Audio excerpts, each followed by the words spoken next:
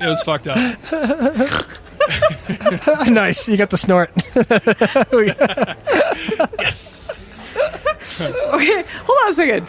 Let's dissect that. So there's a Reddit page called Mirror, and people thought it was like a dick pic dropping. Like, I'm confused. Oh yeah, no. There was one I clicked on. It was something about like, hey, I found something interesting in the mirror you might like, and I was like, all right, I'll click. And I was like, no, I didn't want to click on that. There was a not safe for work sticker on there, and I was like, oh shit, right, that happens to me like once a day at work. I'll see what's happening. And I was disappointed. Anyway, so got me thinking. Wait, you know what? I'm sorry. What? I just want a quick thing. If you stare at yourself in the mirror on mushrooms, that's like a whole nother level, because I did that That's too. a whole other yeah. level. I did I've that. done that. Yeah, that was like something different. So, I mean, I'm not recommending it, but I'm not also not recommending it. So, anyways.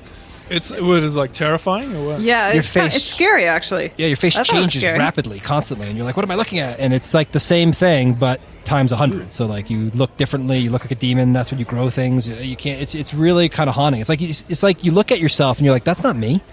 That's not who that's not my consciousness. That's just, it's weird. I don't have the words to articulate it other than, like, if you want to scare the shit out of yourself, I recommend it. Give it a go. Yeah. So, you know, I was thinking like, and then I started thinking outside the box, right? This is how far the rabbit hole went down. And then I started thinking like, what's the reverse of this? And then I was finding stories, you know, the Fae folk, right? They want to invite you into their realm, you know, and then, you know, once you're there, they get stuck. You get stuck there. Yeah. Especially if you drink their drinks and eat their food or whatever, you can't leave their realm ever again. Yeah, yeah. And there was a number of different stories actually that popped up in the Black Eyed Kids book as well. These creatures that would take on the form of children and lead people into the forest, never to be seen again. A little bit Missing Fallen one. Yeah, that's a popular theme, like even in movies where like children are like follow me, Yeah, you know, type of thing. yeah.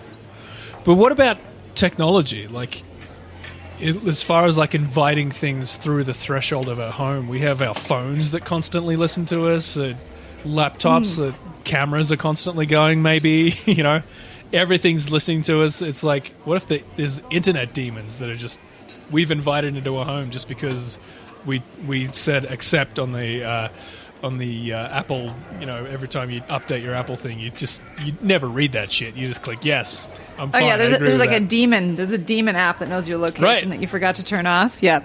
Well, what if there's a probably clause true. in the bottom of that? Well, I don't know. Just inviting the demons in. I don't know if there's a demon in the internet, but what I would say is demons are really good, or whoever these international baddies are, at adjusting to technology. You know, before they used to scare you in your house, and then they you know, then we know they can do weird things with your phone on the landlines, and you know, like they just keep adapting to tech. So I think it's more like whatever we have, they learn to like use to scare the shit out of us. That's what I think happens. So I could see them using your phone or computer or whatnot. Well, I think that like the idea, the whole point of this podcast was to show that one, for thousands of years, humans are worried about and have scientifically trying to go through the process of figuring out what is inhabiting their bodies and what are they letting in. And so it's not a new concept. And of course, we've told a lot of stories today where that has happened. Yeah. And I just think, like, you know, I kind of said it earlier in the podcast, though, but I just think that, like, I think it's okay to take it seriously. I mean, these stories are great, and it's Halloween, and we're telling spooky stories. But the thing is, we all feel shitty sometimes, and you don't have to believe that there's something like a demon over you. But if you're doing all the processes of making yourself feel better and you still don't feel better, maybe there is something feeding off of your energy. And you should get it looked at. That's all I have to say. And I think that possession is a real thing. And the higher the vibration the person is, the less they will become food for something that's at a lower level. Hear, hear. Okay.